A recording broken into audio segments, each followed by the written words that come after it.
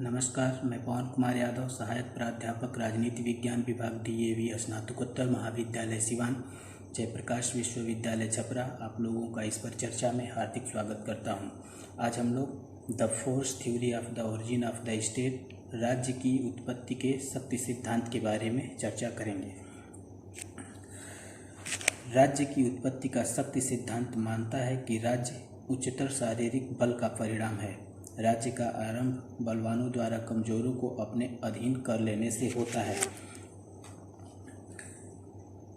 शक्ति सिद्धांत अत्यंत प्राचीन सिद्धांत है। प्राचीन यूनान के सोफिस्ट विचारक थ्रेसिमेकस के अनुसार न्याय शक्तिशाली का हित है। आधुनिक काल में मैकियावेली ने राज्य के अस्तित्व के लिए शक्ति को प्रमुख माना है। शक्ति सिद्धांत को मानने वाले विचारकों में ग्रेगरी सप्तम, अंग्रेज दार्शनिक डेविड ह्यूम, जैक्स, गुम्प्लोविच, स्मॉल तथा वार्ड के नाम प्रमुख हैं।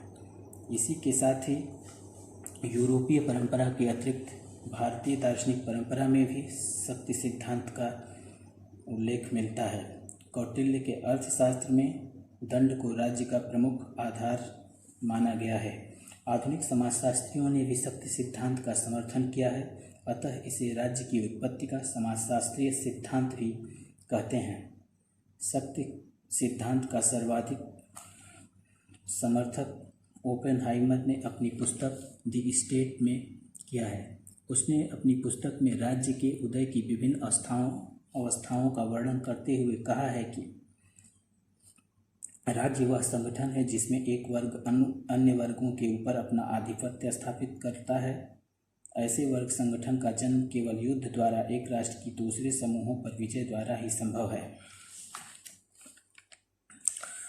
इसके दूसरे प्रमुख समर्थक जैक्स ने अपनी पुस्तक हिस्ट्री ऑफ पॉलिटिक्स में लिखा है कि यह साबित करने में जरा भी कठिनाई नहीं है कि आधुनिक राजनीतिक समुदायों के अस्तित्व का कारण सफल युद्ध है। इस सिद्धांत के अनुसार युद्ध से ही राज्य का जन्म होता है। इस सिद्धांत के समर्थकों का कहना है कि जिस सैनिक बल के प्रति निष्ठा और क्षेत्रीय भूभाग को हम आधुनिक राजनीतिक समाज की मौलिक विशेषताएं मानते हैं, उसके दो आधार हैं। एक योद्धा के साथ उसके अनुयायियों का संबंध और दूसरा युद्ध में विजय करके इसके द्वारा अलग अलग जातियों और देश के लोग एक ही शासक के अधीन हो जाते हैं। अनेक विद्वान बल शब्द का उपयोग अत्यंत व्यापक अर्थ में करते हैं। वे इसे सिर्फ शारीरिक बल तक सीमित न रखकर बुद्धि, धर्म और नैतिक बल के रूप में भी देखते हैं।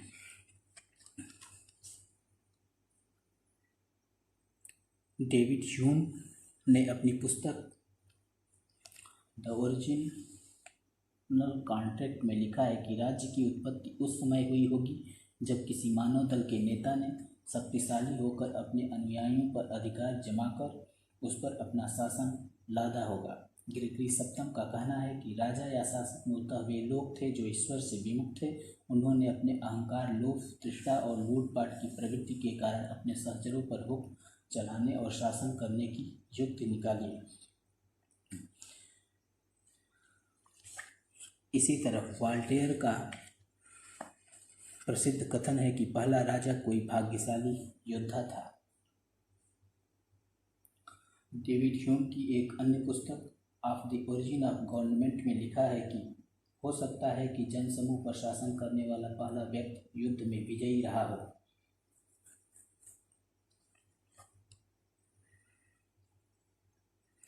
लीकाक भी इस सिद्धांत का स्पष्टीकरण करते हुए कहते हैं कि ऐतिहासिक रूप में शक्ति सिद्धांत का अर्थ यह है कि शासन मानवीय अशांति का परिणाम है। राज्य का उद्गम मनुष्य द्वारा मनुष्य को बंदी और दास बनाए जाने, निर्बल कबीलों की हार और गुलामी और साधारण तथा उच्चतर पशुबल द्वारा प्रभुत्व स्थापित करने से हुआ है। कबीले से राज्य और राज्य से साम्राज्य का विकास इसी प्रक्रिया का परिणाम है।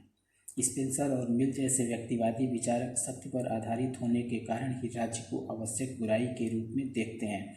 अराजकतावादी शक्ति को राज्य की उत्पत्ति का मूल कारण मानते हुए उसे अनावश्यक बुराई के रूप में स्वीकार करते हैं। वे राज्य को समाप्त कर देने की इच्छा रखते हैं। मार्क्स और लेनिन जैसे विचारकों ने अपने साम्यवादी सिद्धांत में राज्य को शक्ति पर आधारित मानते हुए उसे शोषण का साधन माना है। जयवंशी का भी यह कथन है कि आधुनिक ढंग के सभी राजनीतिक समुदाय अपने अस्तित्व के लिए सफल युद्ध संचालन के परिणाम हैं।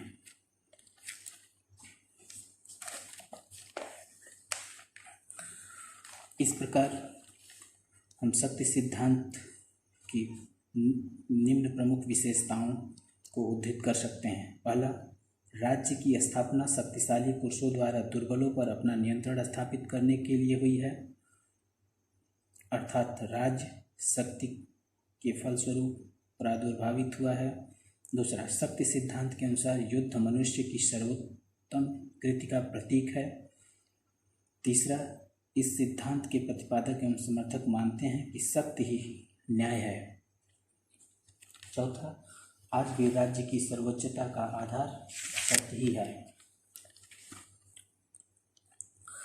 हम मानते हैं कि राज्य के निर्माण का एक महत्वपूर्ण कारण बल रहा होगा, परंतु इसे ही एकमात्र कारण मान लेना स्पष्ट भूल है। शुरू में दूसरे कारणों से भी राज्य बने होंगे। राज्य के विकास में बल और विजय का जितना हाथ रहा होगा, उतने ही हाथ अपनी इच्छा से आपस में मिल जाने का भी रहा होगा। विजय के बाद राज्य का विकास बल की अपेक्षा सामाजिक समझौते और मेल मिलाप से अधिक हुआ होगा। बल सिद्धांत आपसी सहयोग तथा उसी प्रकार के उन अन्य शांतिमय तरीकों का महत्व बहुत घटा देता है जिन्होंने राज्य के विकास में निश्चय ही महत्वपूर्ण योगदान दिया है। आंतरिक एकता और बाह्य आक्रमण से सुरक्षा के लिए राज्य के लिए शक्ति अनिवार्य है। शक्ति के बिना राज्य विनाश करने वाली शक्तियों का शिकार हो जाएगा और शीघ्र ही समाप्त हो जाएगा, परंतु अकेले शक्ति को ही राज्य की ऐतिहासिक उत्पत्ति तथा आधुनिक काल में उसके बने रहने का कारण नहीं माना जा सकता है। न्याय रहित शक्ति अपने सबसे अच्छे रूप में भी केवल अस्थायी है। न्याय युक्त शक्ति राज्य का अस्थायी आधार है।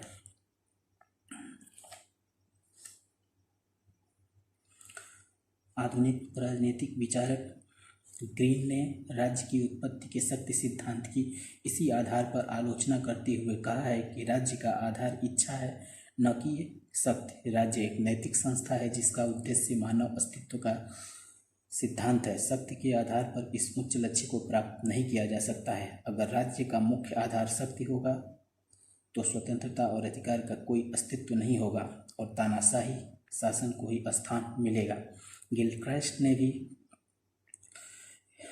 शक्ति सिद्धांत का खंडन करते हुए कहा है कि राज्य, सरकार और वास्तव में सभी संस्थाएं मानवीय चेतना के परिणाम हैं और वे ऐसी कृतियां हैं जो मानव के नैतिक उद्देश्य को समझने के फलस्वरूप उत्पन्न हुई हैं।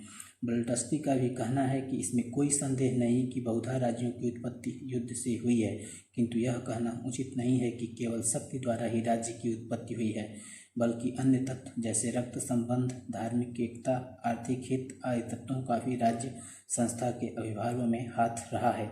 शक्ति सिद्धांत की इतनी आलोचनाओं के बावजूद भी इस मत से इनकार नहीं किया जा सकता है कि राज्य की उत्पत्ति में शक्ति एक आवश्यक तत्व है। आधुनिक राजनीतिक विचारक Lasswell, Catlin, E.H. Carr, Morgenthau, Robert Dahl आदि ने भी शक्ति को राज्य का मुख्य आधार या राजनीति का मुख्य आधार माना है।